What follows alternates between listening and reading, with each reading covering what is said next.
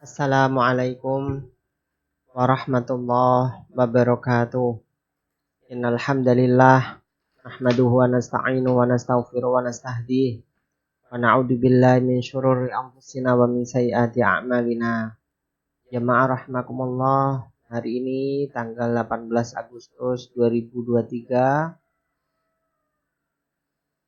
Sebelumnya saya ingin mengucapkan pada jamaah semuanya Dirgahayu Republik Indonesia yang ke-78. Semoga negara kita menjadi negara yang jaya, maju, dan disegani seluruh dunia. Amin ya rabbal alamin. Jamaah rahimakumullah, hari ini saya akan berbicara sedikit tentang wasiat. Apa itu wasiat? Kemudian hukumnya bagaimana? Kemudian apa yang harus kita lakukan? Serta apakah boleh seorang sebelum meninggal diberikan wasiat, harta, dan lain sebagainya. Inilah yang akan menjadi pembahasan besar kita kali ini. Terlebih dahulu kita harus mengetahui apa itu wasiat. Pengertiannya. Wasiat adalah suatu pesan yang mengandung kebaikan yang akan dijalankan ketika seorang sudah meninggal. Jadi posisi wasiat itu disampaikan sebelum seorang itu meninggal kepada orang lain, baik itu saudara, baik itu anak, baik itu adalah orang lain. Nah ini jamaah rahimakumullah. Jadi tidak ada batasan kemudian wasiat itu pada orang-orang tertentu saja, pada anak misalkan. Tidak. Jadi wasiat itu baik berupa harta ataupun pesan-pesan yang lain, pesan moral, pesan spiritual, pesan menjalankan apa dan lain sebagainya. Ini merupakan wasiat. Dalilnya jelas dalam Al-Quran. Kutiba alaikum idha hadara ahadakumul mautu in taraka khaira al-wasiyatu lil walidaini wal aqrabina bil ma'rufi haqqan 'alal muttaqin. Al-Baqarah 180. Ada beberapa ulama yang mengatakan bahwa ayat ini telah dinasakh oleh Allah Subhanahu wa taala meskipun masih ada kaitannya, artinya masih tertulis di dalam Al-Qur'an. Di sini artinya adalah diwajibkan atas kamu. Inilah yang diwajibkan, inilah yang kemudian dinasakh oleh Allah Subhanahu wa taala. Sehingga tidak wajib seorang kemudian sebelum dia meninggal berwasiat kepada sanak saudara, orang-orang sekitarnya, tidak wajib lagi. Itu merupakan sunnah. Nanti kita akan membahasnya. Artinya kutiba alaikum idza hadara ahadakumul mautu, diwajibkan atas kamu apabila maut hendak menjemput di antara kamu, jika dia meninggalkan harta, berwasiat. Diwajibkan untuk apa? Untuk berwasiat kepada orang tua dan karib, kerabat dengan cara yang baik. Sebagai kewajiban orang-orang yang bertakwa. Surat Al-Baqarah ayat 180. Konteks diwajibkan disinilah yang kemudian menjadi perdebatan antara umat atau ulama satu sama lainnya. Yang kemudian ulama sepakat karena memang benar-benar ini adalah konteksnya untuk orang-orang yang mau meninggal. Jumhurul ulama mengatakan bahwa kutiba di sini tidaklah diwajibkan tapi disunnahkan. Tidak seperti halnya kutiba alaikumussyam, diwajibkan atas kalian berpuasa, tidak. Ya, diwajibkan di sini adalah disunnahkan karena ayatnya atau konteks ayatnya, kewajiban ayatnya sudah dinasakh, diganti oleh Allah Subhanahu wa taala dengan disunnahkan. Nanti kita akan membahas kenapa ayat ini kok disunnahkan, tidak diwajibkan, ada kaitannya dengan hadis-hadis Rasul sallallahu alaihi wasallam. Makanya dari situ kita tidak boleh memilih ayat satu tanpa kemudian mengaitkan dengan konteks hadis yang ada. Tidak boleh. Karena kadang ayat itu ditafsir dengan ayat, kadang ayat ditafsiri dengan hadis. Nah, ini yang harus kita jelaskan. Jamaah rahimakumullah, madhabul jamahir, jumhurul ulama mengatakan bahwa wasiat di sini adalah sunnah muakkadah. Sunnah yang ditekankan oleh Allah Subhanahu wa taala. Sementara madhab Imam Dawud wa ghairihi min ahli dzahir, yaitu madhab az-zahiri, mengatakan bahwa ini adalah kewajiban. Karena di situ teksnya adalah kutiba. Meskipun di sini ada hal yang harus kita petakan antara wajib dan sunnah, kita harus mengetahui nih, yang wajib itu yang wasiat seperti apa, yang sunnah adalah seperti apa, yang harus kita ketahui seperti itu. Sebelum itu, kita akan mengetahui anwa'ul wasiyah. Macam-macam wasiat itu seperti apa saja. Ada wasiat yang untuk agama, al-wasiyah bid-din, menjalankan agama. Nak, sebelum ayah meninggal, nak, kalian aku kumpulkan di sini bahwa ayah ini waktu itu mempunyai keinginan untuk menghajikan titik-titik misalkan. Tapi ternyata tidak kesampaian sampai sekarang ini. Karena orang itulah yang kemudian merubah cara pandang ayah, nak, sehingga ayah menjadi orang yang sukses seperti ini. Maka kamu wajib untuk menghajikan orang itu. Misalkan, ini adalah kewajiban, misalkan ya, wasiat kepada anaknya. Wasiat bil mal, menjalankan harta. Nah, karena kalian ini adalah orang-orang yang kaya semuanya, aku didik dari mulai kecil sampai dewasa. Pendidikan kalian adalah orang-orang yang hebat. Sekarang kalian sudah menjadi orang yang sukses sebelum ayah meninggal. Nah, kalian aku kumpulkan di sini. Ayah ingin mengambil sebagian dari warisan yang harusnya untuk kalian, tapi aku akan pergunakan untuk pembangunan masjid yang ada di kampung kita, atau panti asuhan yang ada di desa kita, dan lain sebagainya. Ambillah sebagian kecil, nak, untuk membangun panti asuhan. Karena kita tahu ada banyak anak-anak yang ditinggalkan oleh orang tuanya. Sementara kalian, aku didik dari mulai kecil, aku bersamai kalian dengan baik. Sampai sekarang Allah Subhanahu wa taala memberikan harta kepada kalian. Ini adalah wasiat untuk menjalankan hartanya. Kemudian ada al-wasiyah 'alal aulad. Wasiat kepada anak-anak. Nah, sebelum ayah meninggal, kalian jangan sampai melupakan ibumu, nak. Apapun itu haruslah pertama kali wajib kalian dahulukan adalah ibumu. Dari apapun itu. Dari kerjaan, dari manapun. Nah, sebelum ayah meninggal, nak, kalian jangan lupakan sholat, nak. Nah, ini yang seperti wasiatnya Rasul sallallahu alaihi wasallam. Al-wasiat al-aitam, yatim piatu, ya. Untuk membangunkan panti asuhan dan lain sebagainya. Disinilah jamaah rahimakumullah, Allah Subhanahu wa taala dalam surat An-Nisa juga mengatakan, walaqad wasainal ladzina utul kitaba min qablikum wa iyyakum anittaqullah. Wasiat. Sungguh aku telah mewasiatkan kepada kalian orang-orang yang utul kitaba, yang diberikan kepadanya kitab.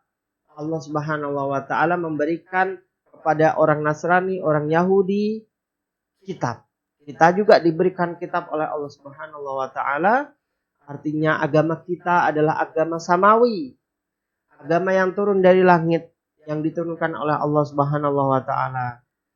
Min qablikum, dari orang-orang sebelum kalian, wa iyyakum, dan kalian semuanya, anittaqullah, agar kalian takwa kepada Allah Subhanahu wa taala. Ini adalah wasiatnya Allah Subhanahu wa taala. Artinya di sini tidak bisa kita pahami wasiat ini adalah orang yang sebelum meninggal. Berarti Allah sudah meninggal, tidak bisa.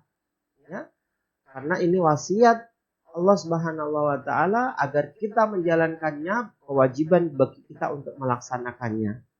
Bukan berarti Allah itu mau meninggal, tidak bisa. Karena Allah Subhanahu wa taala hidup maha kekal sampai kapanpun. Wa antakfuru fa innalillahi ma fis samawati wa ma fil ard wa kana Allahu ghaniyan hamida. Dan jika kalian kafir kepada Allah Subhanahu wa taala, sesungguhnya Allah memiliki langit dan bumi dan seisinya. Sesungguhnya Allah Subhanahu wa taala adalah zat yang maha kaya, hamida dan terpuji.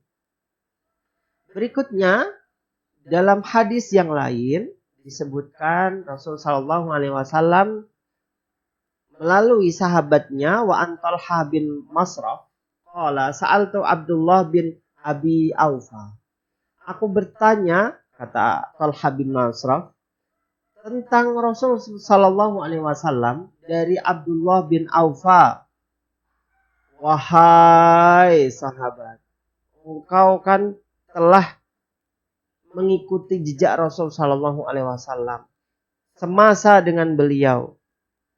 Kaifa kutiba 'alan nasi al-wasiyah au amaru bil wasiyah? Qala awsa bi kitabillah. Bagaimanakah Rasul sallallahu alaihi wasallam mewasiatkan kepada kalian sebelum Rasul sallallahu alaihi wasallam meninggal? Kemudian sahabat itu mengatakan, Abdullah bin Abi Aufa mengatakan, Al-Sabi kitabillah. Rasul sebelum beliau meninggal mewasiatkan kepada kami agar kami tidak meninggalkan kitabnya Allah Subhanahu wa taala. Agar kami senantiasa berpegang teguh dengan yang namanya kitabnya Allah Subhanahu wa taala. Tentunya dengan sunnah-sunnah Rasul sallallahu alaihi wasallam. Karena Al-Quran dan Al-Hadis tidak bisa dibedakan satu sama lain. Artinya saling melengkapi. Kalau memang kita belajar Al-Quran, tidak boleh kita melupakan eksistensi dari yang namanya belajar hadis. Sahabat-sahabat, mahasiswa-mahasiswa, Usuluddin khususnya, beruntunglah kalian yang telah mempelajari Al-Quran, yang telah mempelajari Al-Hadis. Disinilah konteksnya. Wajib kita melaksanakan semuanya. Berpegang teguh kitabnya Allah dan sunnah Rasul SAW. Dalam hadis yang lain, Rasul SAW juga mengatakan, Kana akhiru kalami Rasulillah SAW ittaqullah fima malakat aimanukum. Sebelum Rasul sallallahu alaihi wasallam meninggal, Rasul berwasiat kepada kami, ittaqullah, takwalah kalian kepada Allah Subhanahu wa taala. Fima malakat aimanukum, yang telah kalian membuat janji antara Allah dengan kalian. Jamaah rahimakumullah, sekarang kita akan mengenal macam-macam wasiat. Wasiat itu ada kalanya wasiat wajib nih. Ada kalanya sunnah, ada kalanya haram. Tadi ada perbedaan ulama satu sama lain. Ada kalanya makruh. Terus wajib yang seperti apa, Ustadz? Wajib adalah ya, idza kana haqqullahi ta'ala kakafaratin lam yu'addiha hatta hadaratul wafatu. Jika seorang sebelum meninggal dia berwasiat kepada orang lain, baik itu saudaranya, baik itu anaknya, baik itu tetangganya, baik itu orang lain yang tidak dikenalnya. Kalau tidak dikenalnya susah juga ya. Ini tidak bisa. Nanti kita akan menjelaskannya. Orang di sekitarnya dia berikan wasiat tentang kafarah. Dia wajib melaksanakan tugasnya kepada Allah Subhanahu wa taala, tapi dia masih mempunyai tanggungan. Nah, kalian aku kumpulkan di sini sebelum ayah dijemput oleh Allah Subhanahu wa taala. Sebelum sakaratul maut, nak, aku kumpulkan kalian agar kalian mengetahui bahwa ayah ini mempunyai tanggungan berupa sholat, yaitu 5 tahun. Tidak aku kerjakan ketika waktu aku masih muda dulu. Ayah dalam gelimangan dosa, penjahat, buruk, dan lain sebagainya. Maka wajib kalian menunaikan salat yang telah aku tinggalkan itu. Nah, ini adalah wasiat wajib karena dia mempunyai tanggungan kepada Allah Subhanahu wa taala, ya, berupa salat 5 waktu, ya. Kemudian ada yang namanya wajib lagi, misalkan dia mempunyai tanggungan kepada tetangga, di mana hutang misalkan, ya.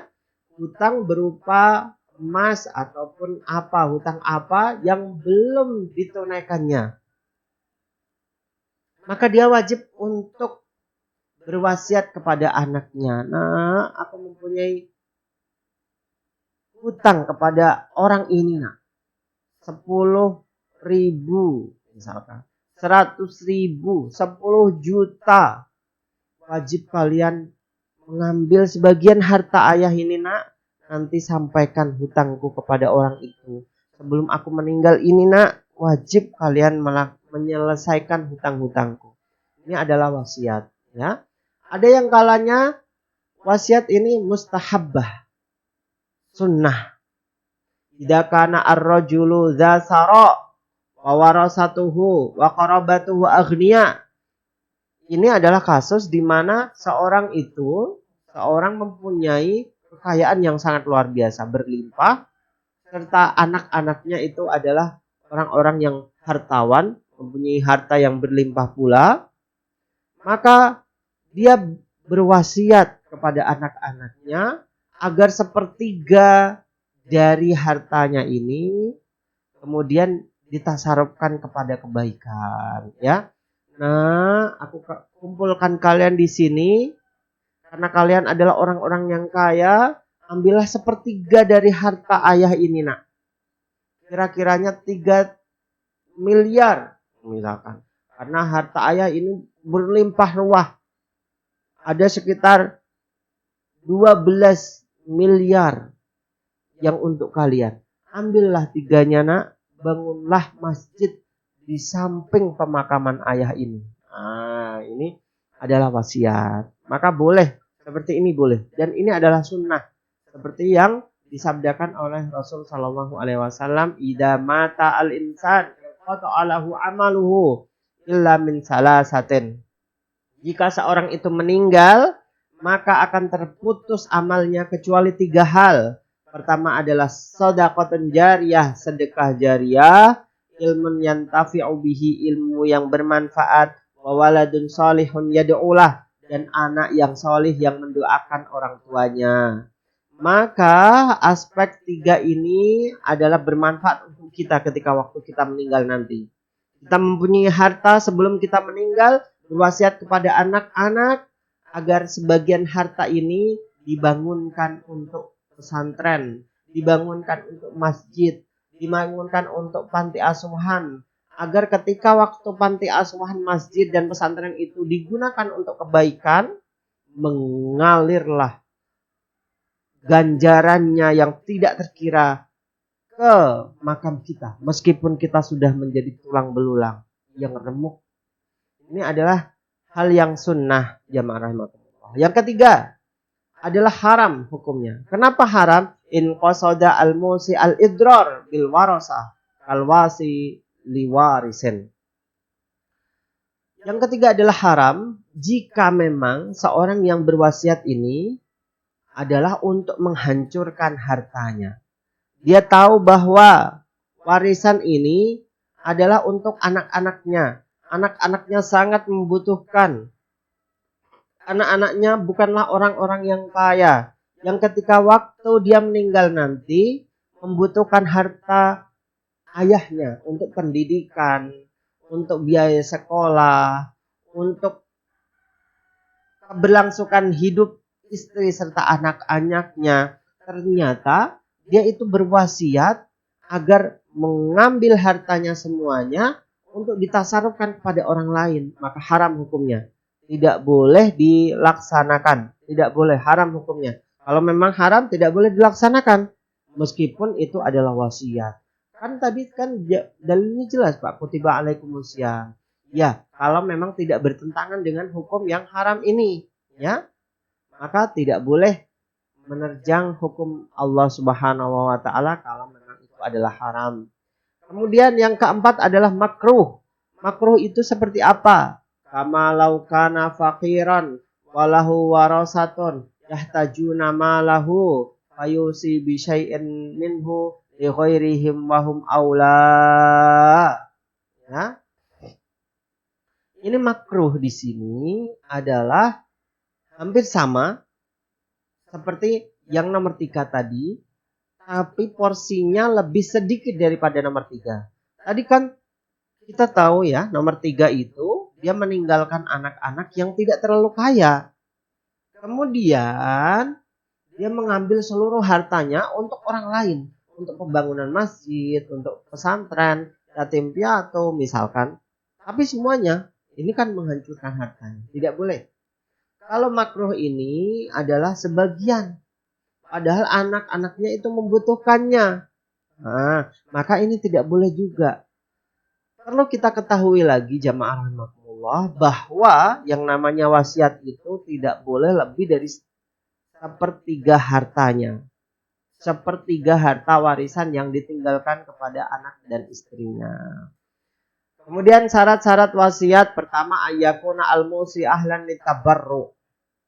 Jika memang wasiat itu adalah orang yang berwasiat adalah orang-orang yang boleh untuk mentasarufkan harta. Dia adalah orang yang berakal, tidaklah gila, tidaklah karena tekanan orang lain, tidaklah karena apa.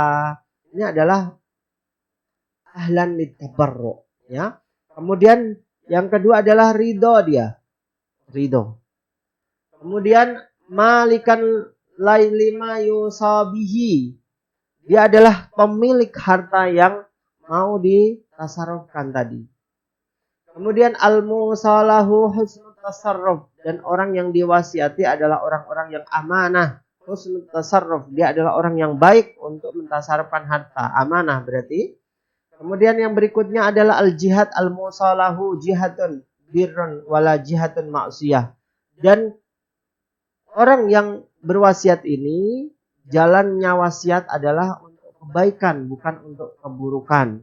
Misalkan keburukan adalah dia berwasiat kepada anak-anaknya, nah kalian aku kumpulkan di sini agar setelah ayah meninggal nanti ambillah 2 miliar dari harta ayah ini untuk jadikan diskotik misalkan. Nah ini nggak boleh, haram hukumnya. Allah yakuna aksara min sulusi malihi. Tidak boleh wasiat itu lebih dari sepertiga harta dari warisan. Ya. Kemudian al-musalahu bil mal ghairu warisin. Yang diwasiatkan itu bukanlah harta yang untuk warisan. Nah, warisan nggak boleh diwasiatkan. Nah, ini clear ya. Jadi harta kita nanti sepertiganya boleh untuk kita jadikan ladang amal sebelum kita meninggal nanti. Kita sarafkan kepada orang lain. Ya, sebelum kita meninggal wasiat kepada orang lain. Tapi kemudian yang warisan ini wajib untuk diberikan kepada anak serta istri kita. Maka disinilah eksistensi dari sebuah warisan. Dan batalnya warisan harus kita ketahui bersama. Ada hal-hal yang membatalkan warisan. Pertama adalah seorang yang berwasiat itu menderita penyakit gila. Memang dia gila, tidak boleh. Kalau memang dia itu gila, gilanya itu tahunan atau bulanan, sebulan sekali dia gila. Ternyata ketika waktu gila, dia berwasiat kepada anak-anaknya, maka tidak boleh untuk disampaikan ya wasiatnya tersebut. Seorang diberi wasiat itu telah meninggal sebelum orang yang membeli wasiat. Nah, orang yang diberi wasiat malah sudah meninggal dulu. Dia wasiat hari ini, besok malah orang yang diberikan wasiat itu meninggal, maka batal hukumnya. Kemudian yang ketiga adalah bila yang diwasiatkan itu barang tertentu yang rusak, mudah rusak sebelum diterima kepada orang yang diberikan wasiat. Ya, maka tidak boleh kue ini nak sebelum ayah meninggal berikanlah kepada tetangga-tetangga. Berikanlah kepada anak yatim piatu. Nah, kue ini kan hanya berjalan 1-2 hari. Maka meninggalnya ternyata 5 hari kemudian. Kan nggak mungkin kemudian kita bagi-bagikan kue yang telah menjamur, yang telah rusak seperti itu. Ini yang ingin saya sampaikan, yang harus kita ketahui bersama. Semoga bermanfaat untuk kita semuanya. Assalamualaikum warahmatullahi wabarakatuh.